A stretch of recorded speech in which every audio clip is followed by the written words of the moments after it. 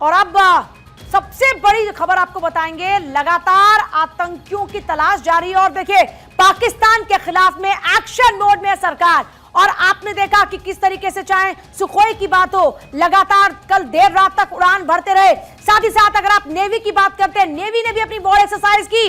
और इसके अलावा आज जनरल उपेंद्र द्विवेदी भी जम्मू कश्मीर में है और वहां पर वो समीक्षा बैठक करने वाले हैं, तैयारियों का जायजा लेने वाले हैं। सरकार की अगर बात करते हैं, सरकार भी लगातार बैठकों पर लगी हुई है और बैठकों में लगातार अहम फैसले लिए जा रहे हैं। पहले आपने देखा डिप्लोमेटिक स्ट्राइक और उसके बाद में अब यहां से जो पाकिस्तानी इस वक्त भारत में हैं उनको चिन्हित किया जा रहा है और उनको यहां से बाहर भेजा जा रहा है पाकिस्तान। और बड़ी जानकारी है कि आतंकियों की तलाश में सर्च ऑपरेशन जारी है और ये ऑपरेशन तेजी से आगे बढ़ रहे हैं। इस बीच उधमपुर से मिलती है खबर कि बसंतगढ़ में जो सर्च ऑपरेशन चल रहा था उसमें काफी तेजी आई है और इसी बसंतगढ़ में 3 आतंकियों को ड्रोन से देखा भी गया।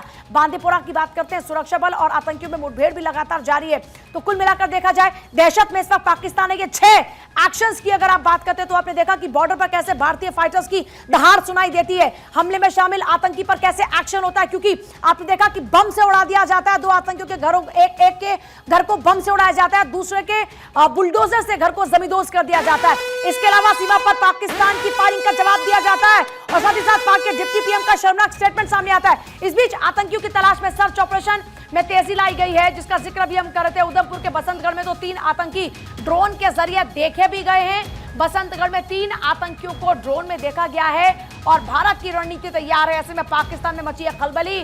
पाक क्योंकि इस बार बातों से नहीं मानेगा, ये तो तय हो चुका। और अगर बातों से मानता तो पाकिस्तान के जब सैनिकों ने सरेंडर किया था उसके बाद ही शायद मान गया होता, क्योंकि तब उसको शर्म आ जानी चाहिए थी। लेकिन ये पाकिस्तान है जिसकी फितरत में ही धोखा है। और उधमपुर के बसंतगढ़ में अब सर्च ऑपरेशन में तेजी लाई गई है। बसंतगढ़ में 3 आतंकियों को ड्रोन में देखा गया है। लगातार सर्च ऑपरेशंस चल रहे हैं। ड्रोन के जरिए इन आतंकियों की जो भी जगह है उनको चिन्हित किया जा रहा है, ये कहां-कहां छुपकर बैठे हैं, क्योंकि इस बार जो यहां आतंकी छुपकर बैठे हैं उनको भी चुन चुनकर मारा जाएगा और जो पाकिस्तान में अपना मुंह छुपाए बैठे हैं उनको भी, अगर वो जमीन में भी छुपकर बैठे होंगे तो वहां से भी खोद कर बाहर निकाला जाएगा। ऐसी प्लानिंग भारत में इस वक्त लगातार जारी है।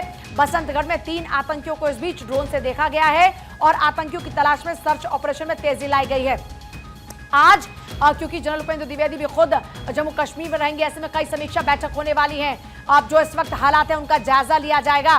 साथ ही साथ खबर यह है कि आगे की रणनीति पर भी चर्चा होगी, क्योंकि अब अगर आप देखें हमारी सेनाओं की बात करते हैं तो हमारी सेनाएं इस वक्त पूरी तरीके से तैयार हैं और इसकी बानगी कल आपने देखी। जब चाहे आप बात करें जल की, थल की, नभ की, तो हमारी तीनों ही सेनाओं का एक्शन मोड नजर आया और इसीलिए हम कह रहे हैं कि अब किसी भी हालात से निपटने को हम तैयार हैं। और इस बार पाकिस्तान को सबक सिखाने की तैयारी भारत ने, भारतीय सेना ने, भारत के बच्चे बच्चे ने की है, क्योंकि इस वक्त जो तकलीफ, जो दर्द इस बार पाकिस्तान और उन आतंकियों ने दिया है उसे सूद समेत वापस लौटाया जाएगा।